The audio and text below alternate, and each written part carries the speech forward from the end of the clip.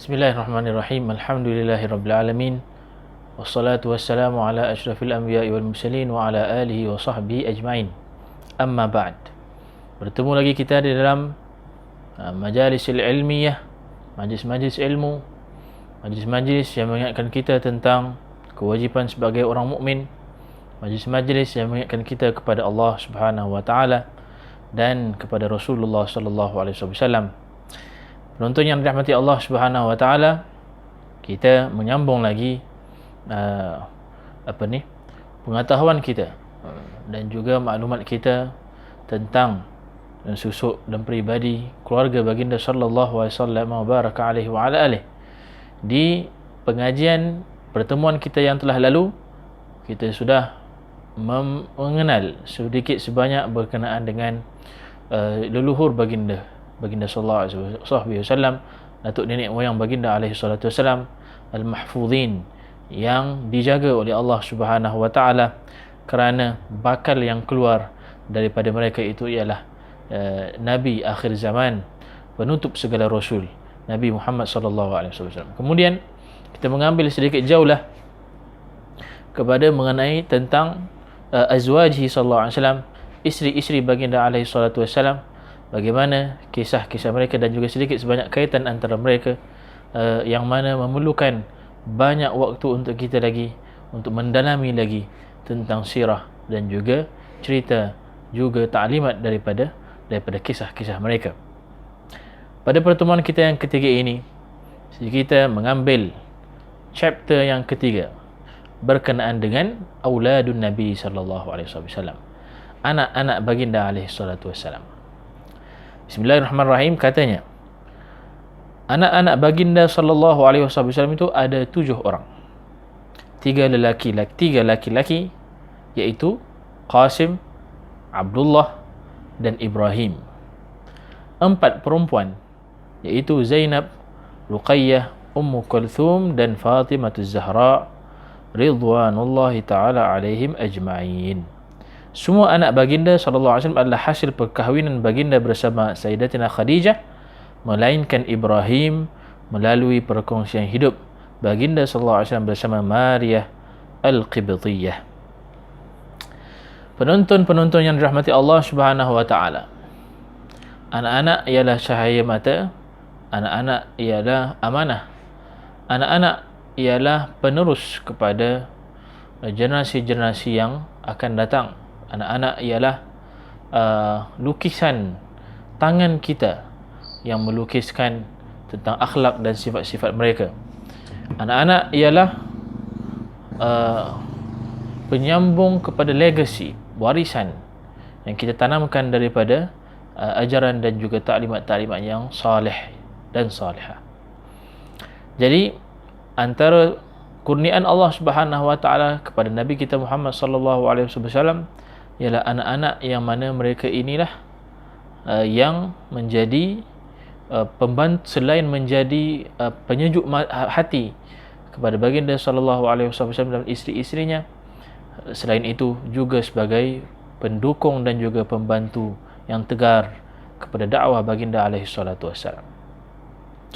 Kita melihat bahawasanya baginda sallallahu alaihi wasallam diikram ataupun dimuliakan oleh Allah Subhanahu wa taala, dianugerahkan dengan 7 orang anak. 6 daripadanya itu ialah daripada hasil perkongsian hidup bersama dengan Sayyidatina Khadijah binti Khuwailid bin Asad, yang mana sebaik-baik isteri yang juga yang paling dekat di hati baginda sallallahu alaihi wasallam.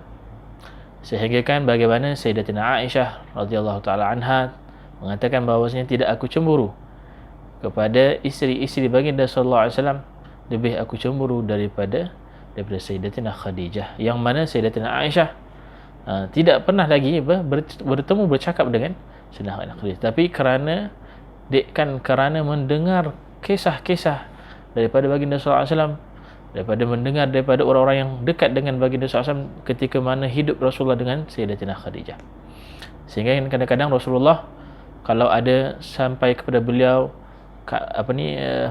hadiah daging, kurban dan sebagainya, Rasulullah SAW kadang menghantar kepada Suwaihibatil Khadijah, yakni orang-orang yang dekat dengan Khadijah, mengenangkan nostalgia yang indah dalam kehidupan baginda SAW. Jadi 6 orang yang bersama, yang mana hasil daripada perkongsian hidup dengan Sayyidah Khadijah, yang mana 3 orang daripadanya ialah lelaki dan 3 daripada perempuan. Baik, kita mulakan daripada anak Rasulullah dengan Sayyidah Khadijah. Yang 3 lelaki itu, yang pertama yang bernama Qasim, iaitu anak sulung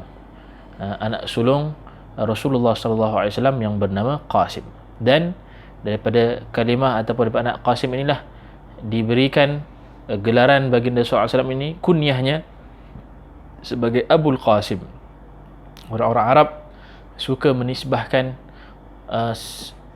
kita ini dengan anak yang pertama yang kita lahirkan. Kalau anak pertama kita bernama Abdullah, maka sebagai hormatnya orang Arab ini memanggil kita, dipanggil Abu Abdillah. Kalau seorang itu mempunyai anak perempuan yang pertama bernama Zainab, dipanggilkan kita yang sebagai bapaknya Abu Zainab. Kalau isteri dipanggil Ummu Zainab. Tadi Abdullah, Abu Abdullah, maknya dipanggil Ummu Abdillah. Dipanggil dalam bahasa Arab dipanggil kunyah. Ianya dalam Arab ataupun dalam bangsa Arab, mereka ini, panggilan ini dipanggil sebagai panggilan hormat dan kemuliaan. Jadi Qasim ialah panggilan kunyah untuk Rasulullah, dipanggil Abul Qasim. Abul Qasim. Sehingga kan Nabi SAW melarang, ketika di zaman Nabi SAW, melarang untuk seseorang itu menamakan anaknya anaknya Qasim, agar jangan dipanggil orang itu Abul Qasim, kerana Rasulullah SAW sudah Abul Qasim. Tiba-tiba ada orang yang lain, nama anak yang pertamanya Qasim, dia panggil Abul Qasim, nanti boleh jadi keliru. Itu dilarang di zaman Nabi SAW. Tapi kemudian selepas wafatnya Rasulullah, tidak masalah. Jadi Qasim ini anak sulung baginda SAW, tidak lama hidupnya, lebih kurang 2 tahun lebih, 2 tahun 7 bulan lebih kurang.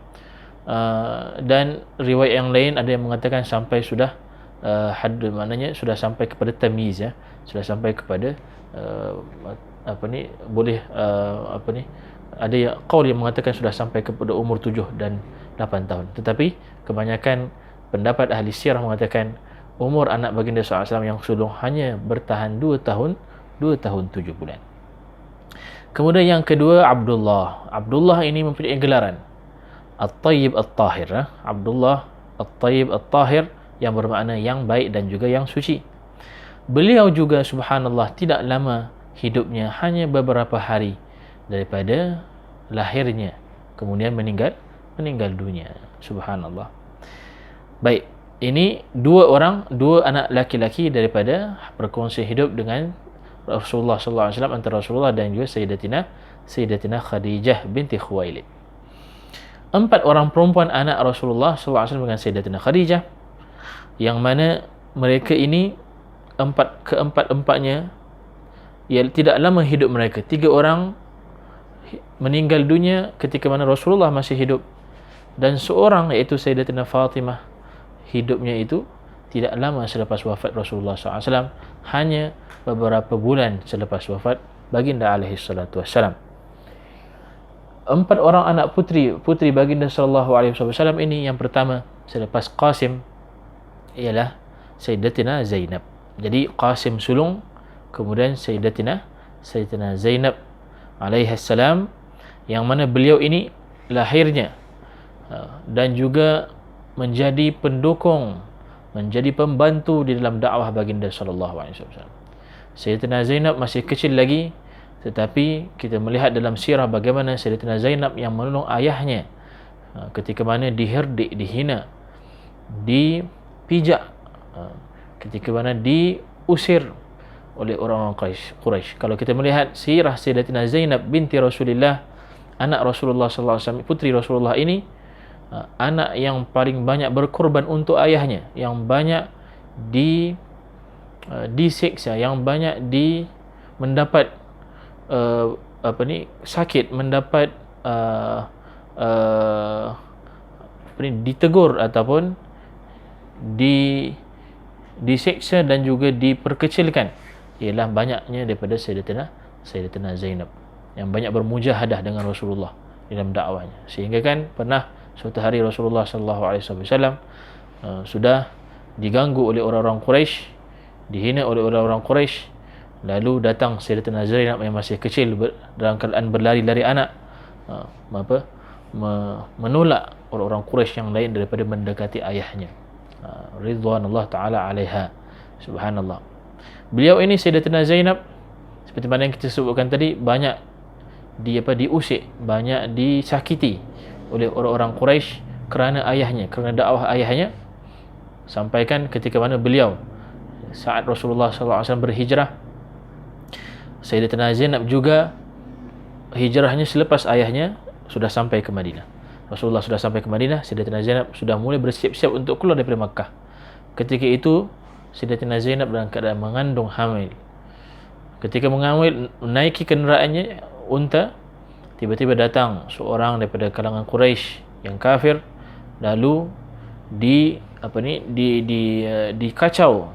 dikacau Sayyidatina Zainab, lalu sehingga kan ditarik-tarik Sayyidatina Zainab sampai jatuh Sayyidatina Zainab daripada kenderaan yang tinggi itu. Disebabkan daripada itu gugur anak kandungan di perut Sayyidatina Zainab. Dan kata para sahabiyah mengatakan bahawasanya daripada situlah kemudian di antara sebab meninggalnya kemudian Sayyidatina Zainab alaiha ridwanullah tabaraka wa taala, yang mana sakitnya itu membawa kepada kematiannya, menjadikan beliau itu mati dalam keadaan mati syahidah. Begitulah diusir, begitulah disakiti oleh kerana bersama-sama dalam memperkuatkan, memperjuangkan dakwah ayahnya baginda sallallahu alaihi wasallam baraka alaihi wa ala alihi. Sayyidatina Zainab, beliau ini dikahwini oleh seorang Quraisy yang juga mempunyai kerabat dengan Sayyidatina Khadijah. Lebih kurang anak saudaranya, Ibn Khalah, anak saudara Sayyidatina ataupun ada kena mengena dengan Sayyidatina Khadijah binti Khuwailid, yang mana dia Sayyidatina Khadijah sendiri yang minta daripada Rasulullah SAW agar dikahwinkan Sayyidatina Zainab dengan beliau. Nama suami beliau ialah Abul As bin Rabi'. Abul As bin Rabi' ketika mana mengahwini anak baginda sallallahu alaihi wasallam Zainab ini, sehingga kan baiknya menantu Rasulullah ini sampai dipuji oleh baginda sallallahu alaihi wasallam kerana kejujurannya, kerana keikhlasannya. Walaupun lewat sedikit Islamnya, tetapi Rasulullah SAW mengetahui akal dan juga kewarasan seseorang itu walaupun bukan beriman. Jadi sehingga kan ketika mana Rasulullah SAW menzahirkan dakwah baginda SAW, datang orang-orang Quraisy, orang-orang kafir ini ingin menyakiti baginda SAW, datang kepada Abul As bin Rabi', cuba ingin mengganggu situasi keluarga baginda SAW, ingin menyakiti baginda SAW dan mengekang baginda daripada terus berdakwah. Mereka mengatakan, orang-orang Quraisy yang ramai-ramai berjumpa dengan Abul As, dia kata, "Wahai Abul As, apa lagi yang kau mahu daripada Muhammad dan juga anaknya ini? Kami akan berikan perempuan yang kamu mahu, cantik mana yang kamu mahu, kaya mana yang kamu mahu, kami akan berikan dengan syarat kau talakkan anak Muhammad ini, Zainab." Begitulah mindset orang-orang yang kesesatan, orang-orang yang dalam kezaliman. Kerjanya hanya ingin menyakiti, kerjanya hanya ingin, kalau seseorang itu yang dia tidak suka rasa sakit, sudah dia akan rasa tenang. Tetapi idza jaa al-haqq wa zahaqa al-batil. Apa kata Abul As bin Rabi'? Dia kata, kalau dikumpulkan seluruh perempuan-perempuan Makkah untuk aku tinggalkan Zainab ini, tidak akan aku tinggalkan. Masya Allah. Pembendungan peliharaan dan juga tahu fadl, kelebihan seseorang itu. Walaupun belum lagi ketika itu dia Islam, ketika itu belum lagi ada syariat, belum lagi ada hukum untuk memisahkan antara suami isteri yang tidak kalau ikutkan hukum yang datang setelahnya, tidak boleh salah seorang suami atau isteri itu yang bukan pada agama Islam. Seorang hanya boleh berkahwin dengan pasangan muslim dengan muslimah. Kalau ada yang selain daripada itu, maka tidak boleh bersama, wajib dipisahkan. Nah, tapi ketika itu belum lagi nih turun hukum itu. Jadi Rasulullah SAW ketika itu membenarkan dan tahu kelebihan dan juga kefahaman kewarasan Abul As bin Rabi' ini. Tapi kemudian subhanallah, kemudian datang ketika mana Rasulullah sudah di Madinah dan Sayyidatina Zainab juga berpindah ke Madinah. Beberapa tahun kemudian datang Abul As bin Rabi' dan dalam kisah yang panjang masuk beliau itu ke dalam Islam dan menjadi orang yang terbaik di dalam Islam di kalangan sahabat baginda sallallahu alaihi wasallam. Hasil perkahwinan antara Sayyidatina Zainab dan juga Abul As bin Rabi' dikurniakan dua cahaya mata. Yang pertama yang bernama Ali, dinamakan sebagai Ali tetapi meninggal dunia kecil. Yang kedua seorang perempuan putri yang dinamakan sebagai Umamah bin Abil As bin Rabi', anak ataupun cucu baginda sallallahu alaihi wasallam daripada anak putri baginda Sayyidatina Zainab. Umamah ini banyak ceritanya. Sampaikan Rasulullah SAW sayang kepada Umamah ini. Dan pernah satu hari kata Sayyidatina Aisyah, sedang kami duduk, kami ini dengan isteri-isteri yang lain, dengan isteri baginda SAW yang lain. Ketika itu Umamah masih kecil, masih lagi ada ketika itu. Tiba-tiba Rasulullah SAW didatangi hadiah daripada luar, seperti rantai perempuan cantik kata Sayyidatina Aisyah. Kemudian kata Rasulullah SAW, aku akan pakaikan rantai ini kepada orang yang paling ku sayangi di kalangan ahli keluargaku. Jadi macam mana kita bayangkan isteri-isteri baginda SAW, Rasulullah datang satu hadiah yang cantik, yang indah, tiba-tiba kata Rasulullah begitu. Kata Sayyidatina Aisyah, fa'adlam alayya, kata Sayyidatina Aisyah, sampai gelap diri aku ni, aku tak dapat nak tahu macam mana nak gambarkan apa yang kalaulah Rasulullah beri gelang itu ataupun rantai itu ke tengkuk isteri yang lain selain daripada aku. Kata Sayyidatina Aisyah, dan aku rasa semua madu-madu aku yang lain, sahabat-sahabat aku yang lain di kalangan isteri Rasulullah pun, aku rasa tanggapan dan perasaan mereka begitu. Tiba-tiba Rasulullah SAW memakaikan rantai kita sebut kepada Umamah ini, Umamah binti Abil As. Kata Sayyidatina Aisyah ketika itu, alhamdulillah, cerah kembali. Subhanallah. Jadi begitu sayangnya baginda. Dan beliau Umamah inilah yang Rasulullah SAW datang riwayat solatnya itu mengendong atau membawa Sayyidatina Umamah.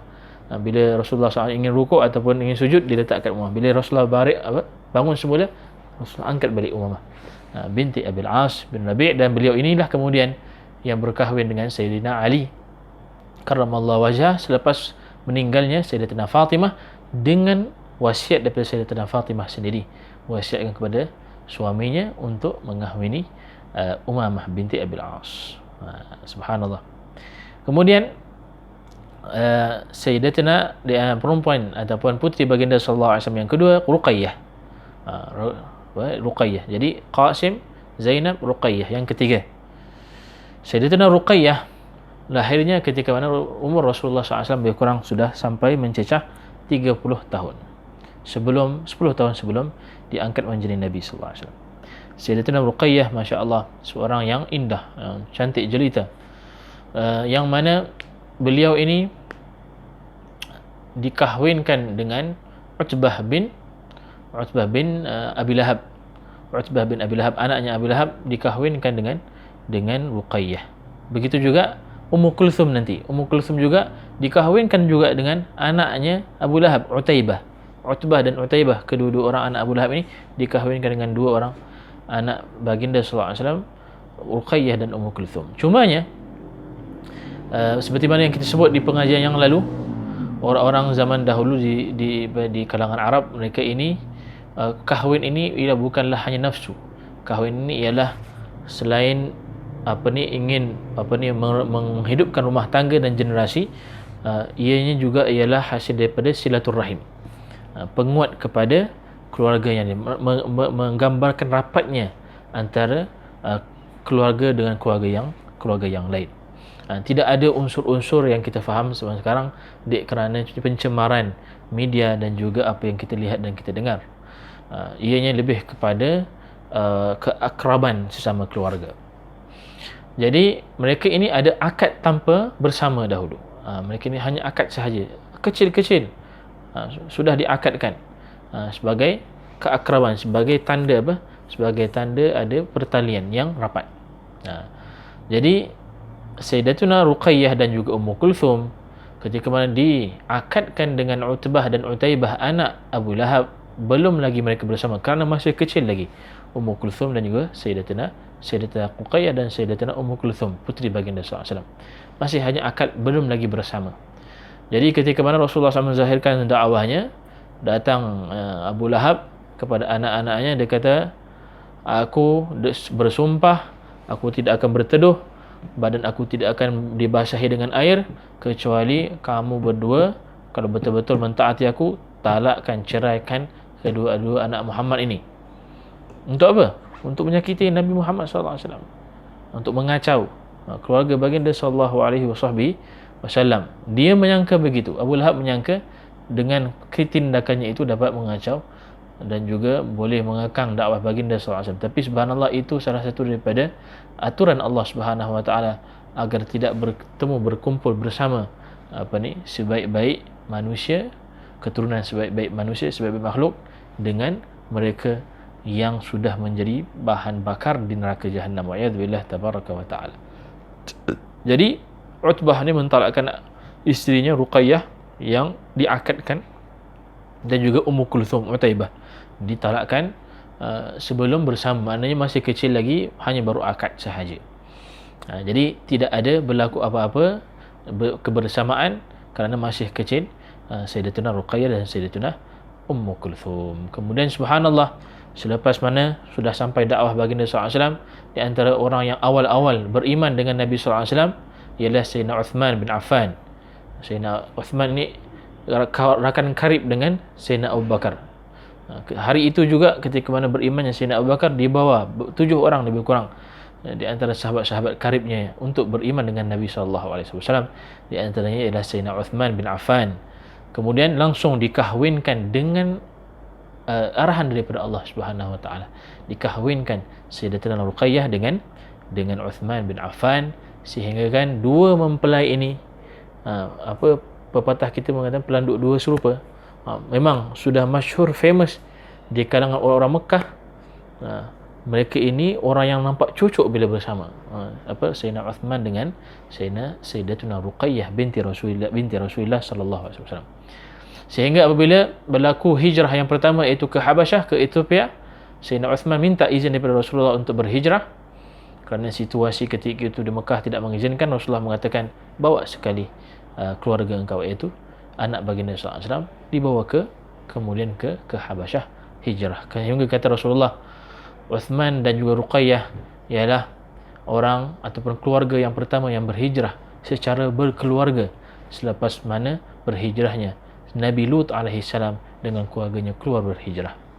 Subhanallah.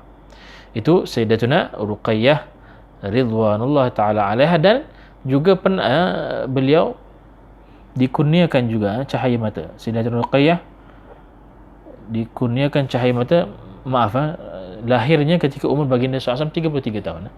Ketika umur 33 tahun, seperti mana sebahagian riwayat. Dikurniakan 2 orang cahaya mata. Abdullah meninggal di waktu kecil juga, dan seorang lagi gugur ketika dalam kandungan. Subhanallah. Baik, kemudian Ummu Kulthum ketika mana Sayyidatuna Ruqayyah jatuh sakit, dan ketika itu Rasulullah SAW sedang bersiap-siap untuk keluar ke medan peperangan di Badar, peperangan Badar. Ketika itu anak baginda SAW Ruqayyah sudah jatuh sakit. Lalu disuruhnya Sayyidina Uthman, menantu Rasulullah SAW ini, untuk menjaga, tak perlu keluar, jaga isteri kamu. Keluar Rasulullah SAW. Ketika Rasulullah di sana, meninggal Sayyidatuna Ruqayyah binti Rasulullah SAW, sehingga Rasulullah SAW ketika itu rasa sedih. Dan kemudian Rasulullah SAW selang beberapa bulan selepas daripada itu, Rasulullah SAW mengkahwinkan kemudian adiknya Ummu Kulthum kepada Sayyidina Uthman bin Affan dengan arahan daripada Allah Subhanahu Wa Taala, seperti mana riwayat Ibnu Asakir dan juga selainnya. Allah Subhanahu Wa Taala menyuruh Rasulullah untuk mengkahwinkan Rasulullah mengkahwinkan anaknya Ummu Kulthum kepada Sayyidina Uthman bin Affan. Sehingga kan tak lama Sayyidina Ummu Kulthum, mungkin dalam 3-4 tahun dengan Sayyidina Uthman, tanpa dikurniakan cahaya mata, sempat dikurniakan cahaya mata, meninggal kemudian Sayyidatuna Ummu Kulthum. Sehingga kan kata Rasulullah SAW, kalaulah aku masih punya anak perempuan yang lain, ku kahwinkan mereka kepada engkau, wahai Uthman bin Affan. Kenapa? Kerana subhanallah, kemuliaan dan juga sifat yang dekat tasyabbuh serupanya dengan sifat baginda SAW yang seorang yang pemalu. Sayyidina Uthman seorang yang pemalu, sehingga kan pernah Sayyidatina Aisyah meriwayatkan ketika Rasulullah sedang duduk di dalam rumahnya dalam keadaan baring, kemudian datang Sayyidina Uthman masuk ingin ziarah. Rasulullah bangun daripada baringnya itu dan bangun dan juga ingin menyambut Sayyidina Uthman bin Affan. Sayyidina Aisyah ketika itu rasa pelik, kenapa begitu sampai dilakukan Sayyidina Uthman. Ditanya kepada Rasulullah SAW, kata Rasulullah SAW, bagaimana aku tidak malu kepada Uthman yang malu kepadanya para malaikat Allah Subhanahu Wa Taala. Baik, kemudian yang terakhir, putri baginda SAW, putri kesayangan baginda yang terakhir ialah Sayyidatuna Fatimah Az-Zahra ridwanullah ta'ala alaiha salamullah. Sayyidatuna Fatimah, putri kesayangan baginda sallallahu alaihi wasallam, yang kita tahu bahawasanya beliau, Masya Allah, daripada beliaulah dikurniakan keturunan dari zuriat baginda sallallahu alaihi wasallam. Dan Fatimah Az-Zahra seorang anak perempuan juga yang banyak mujahadah, yang berkorban untuk ayahnya, untuk keluarganya, untuk Islam, untuk agama Allah Subhanahu Wa Taala, bagi mereka yang tahu, bagi mereka yang membaca. Sayyidatina Fatimah Az-Zahra, kata Sayyidatina Aisyah, aku tidak pernah melihat seseorang yang serupa tindak tanduk dan wataknya yang lebih serupa kepada Sayyidatina Fatimah. Yakni Sayyidina Aisyah kalau ingin mengenangkan, ingin mengingati tentang Rasulullah SAW, beliau akan melihat Sayyidatina Fatimah Az-Zahra, tindak tanduknya, wataknya, cara jalannya, hatta kata Sayyidina Aisyah, cara jalannya Sayyidatina Fatimah Az-Zahra amat persis, amat hampir-hampir serupa dengan Rasulullah SAW. Jadi menjawab kepada banyak pertanyaan. Ada muslimat bertanya, bagaimana ini kami ini ingin mengikut sunnah Nabi SAW, tapi Rasulullah lelaki, kami ini perempuan, bagaimana ingin mengikut sunnah Nabi? Tidak ada masalah, kerana sunnah Nabi itu ia guna pakai untuk lelaki dan perempuan selagi mana ianya sunnah yang umum, yang tidak ada kena-mengena dengan jantina. Sampai begitu kata Sayyidatina Aisyah, aku tidak melihat tindak tanduk, watak, cara jalan, cara amal yang lebih dekat dengan Rasulullah lebih daripada Sayyidah Fatimah Az-Zahra. Hampir dengan Rasulullah alaihi salatu wasallam. Sehingga kan Rasulullah kalau pergi musafir, pulang daripada safarnya, daripada travel, Rasulullah pulang daripada travel, Rasulullah akan mula ziarah ke masjid Nabi. Selepas ziarah, solat 2 rakaat, Rasulullah akan pergi yang pertama kepada rumah Sayyidatina Fatimah Az-Zahra. Itu yang pertama Rasulullah ziarah. Kemudian ke rumah-rumah isteri yang lain. Fatimah Az-Zahra, Sayyidina Rasulullah kalau masuk ke bilik Sayyidatina Fatimah, Sayyidatina Fatimah sedang duduk, Sayyidatina Fatimah akan bangun dan mengucup ayahnya. Begitu juga sebaliknya, Sayyidatina Fatimah Az-Zahra kalau masuk, Rasulullah sedang duduk, dibangun, mengucup anaknya, lalu duduk di sebelahnya. Sayang baginda alaihi salam dengan beliau. Dan seperti mana kita bacakan hadis sebelum ini, khairun nisa al-alamin, sebaik-baik perempuan seluruh alam makhluk Allah yang Allah ciptakan itu ada 4, iaitu Maryam, Asiyah, Khadijah binti Khuwailid dan Fatimah Az-Zahra binti Rasulullah sallallahu alaihi wasallam, yang mana cerita dan kisahnya itu panjang untuk kita bahaskan insya-Allah di pengajian yang akan datang. Poinnya ialah Sayyidah Fatimah Az-Zahra berkahwin dengan Sayyidina Ali bin Abi Talib, perkahwinan yang mubarakah yang diberkati oleh Allah Subhanahu Wa Taala, yang daripada perkahwinan inilah alhamdulillah hingga ke akhir zaman kita ini diimbasi kehidupan kita, diimbasi kenangan kita dengan Rasulullah SAW ialah dengan melalui zuriat baginda sallallahu alaihi wasallam. Didoakan zuriat baginda SAW ini daripada doa Rasulullah agar keluar daripada mereka ini al-kathirul tayyib, yang ramai dan juga yang tayyib, yang indah-indah, yang barakah. Subhanallah. Daripada beliau kedua ini datanglah hasil 6 orang anak Hasan, Al-Husain, Muhsin. Muhsin ni yang meninggal waktu kecil. Kemudian Zainab, Ummu Kulthum, Ruqayyah dan Ummu Kulthum, yakni putri-putri Sayyidina Ali dengan Sayyidah Fatimah Az-Zahra, dinamakan dengan mengikut nama-nama adik-beradik, nama-nama kakak-kakak Sayyidatina Fatimah Az-Zahra. Jadi Fatimah Az-Zahra mempunyai putri dengan Sayyidina Ali, putri-putrinya 3 orang. Nama-nama mereka ialah nama-nama kakak-kakak bagian kakak-kakak Sayyidatina Fatimah Az-Zahra, Zainab, Ummu Kulthum dan juga Ruqayyah. Yang meneruskan perjalanan zuriat baginda SAW sehingga sekarang ialah daripada Al-Hasan dan juga Al-Husain rahmatullahi taala alaihima wa alaihimassalam. Subhanallah. Sayyidina Hasan bin Ali bin Abi Talib, ibn Sayyidatina Fatimah Az-Zahra, yang mana Rasulullah kata zuriat Ali bin Abi Talib dan Fatimah Az-Zahra ialah zuriatku, yakni kebiasaannya kaitan antara anak dan itu ialah melalui ayah. Kalau nak suatu kabilah itu ialah daripada ayah. Kalau ayahnya kabilah A, maknya kabilah B, kabilah B ni tidak akan disebutkan. Family name yang belah ibu tidak akan disebutkan, bahkan disebutkan belah ayah, kecuali daripada zuriat Sayyidina Ali dengan Sayyidatina Fatimah Az-Zahra. Hasan bin Husain dinisbahkan kepada Rasulullah sallallahu alaihi wasallam, zuriat Rasulullah sallallahu alaihi wasallam. Kerana Sayyidah Fatimah adalah puteri Rasulullah, tiba-tiba boleh begitu. Itu hanya disebutkan oleh Rasulullah SAW begitu sahaja, hanya untuk Hasan dan Husain sahaja. Jadi sebab itulah kalau Sayyidina Ali mempunyai anak yang lain seperti Muhammad bin Al-Hanafiyah, daripada isteri yang lain bukan daripada Fatimah Az-Zahra, tidak dinisbahkan kepada Rasulullah SAW, tidak dikenali sebagai Ahlul Bait Rasulullah SAW. Jadi Hasan dan Husain inilah, subhanallah, alhamdulillah, kita ini diimbasi kenangan kita dengan Rasulullah SAW, di hidup hati kita revive dengan Rasulullah SAW itu ialah dengan nafas-nafas zuriat baginda sallallahu alaihi wasallam wa baraka alaihi wa ala alihi, yang mana sampai sekarang kita dihiasi zaman kita itu dengan mereka. Lebih-lebih lagi mereka yang saleh, yang alim, menjadi rujukan para ulama, para ummah, pada ummah. Alhamdulillah, kita yang belajar di Hadramaut, datang zuriat, di antara zuriat Hasan ini ramai, anak-anaknya itu ramai di seluruh dunia. Kebanyakannya ada di Morocco, di belah Morocco Al-Hasani, ada yang di Mekah Al-Hasani, Al-Hasaniyun kathir, ramai.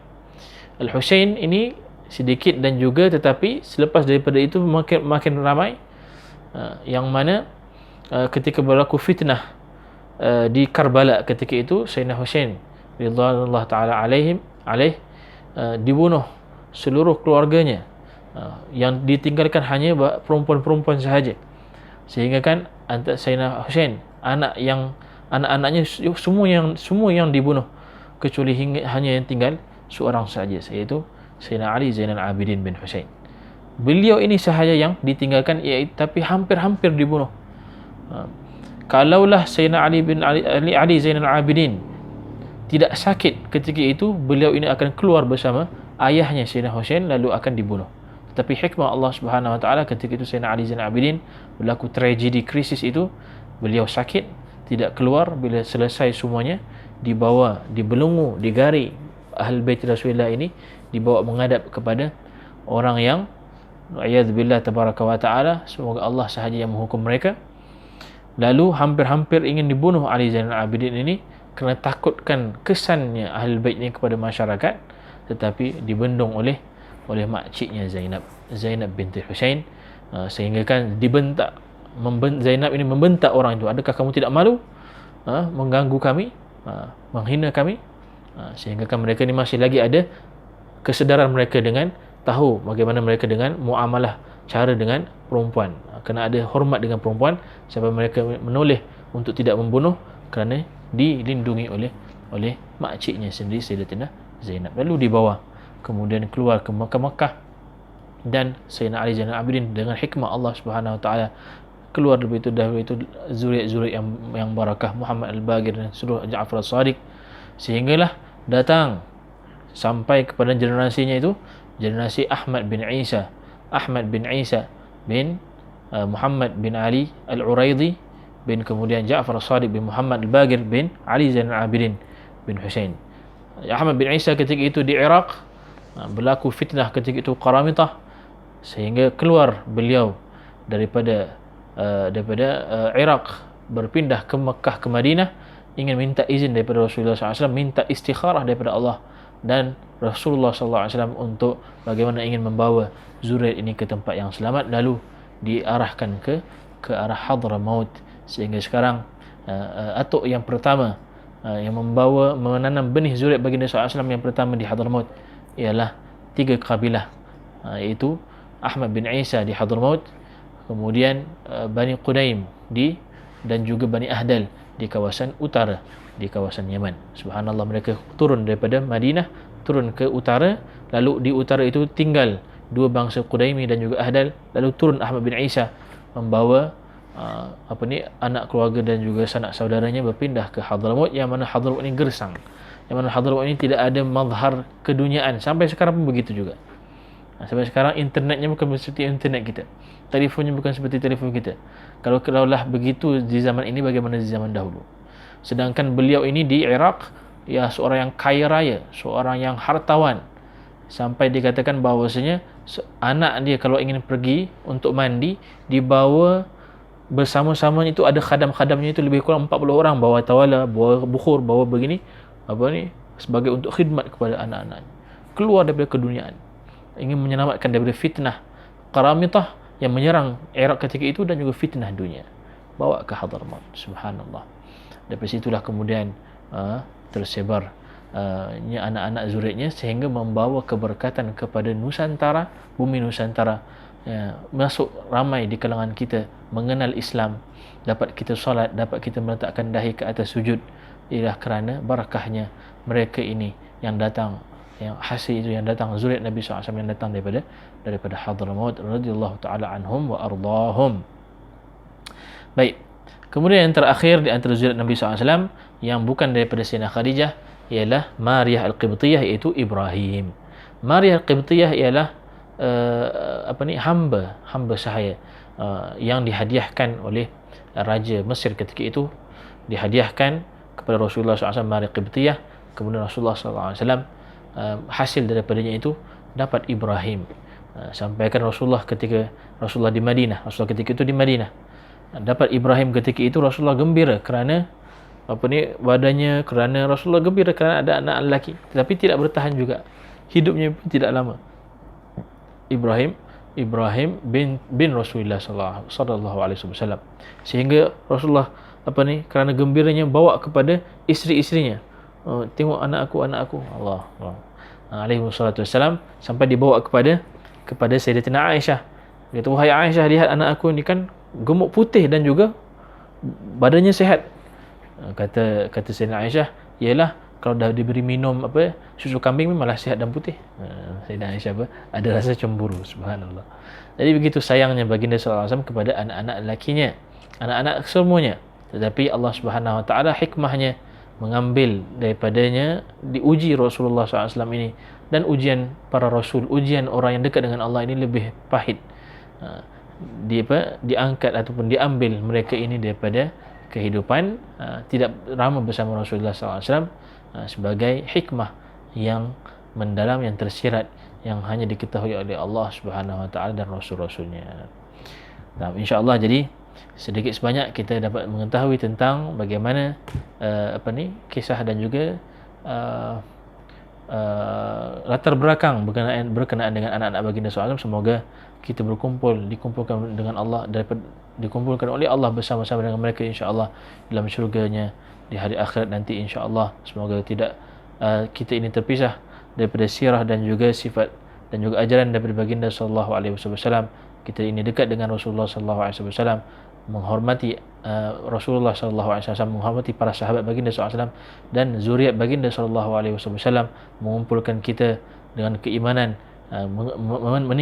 mematikan kita dengan keimanan itu, dan membangkitkan kita dengan keimanan dan kesayangan kita kepada Rasulullah dan seluruh mereka yang dekat dengan baginda sallallahu alaihi wasallam insya-Allah. Amin ya rabbal alamin.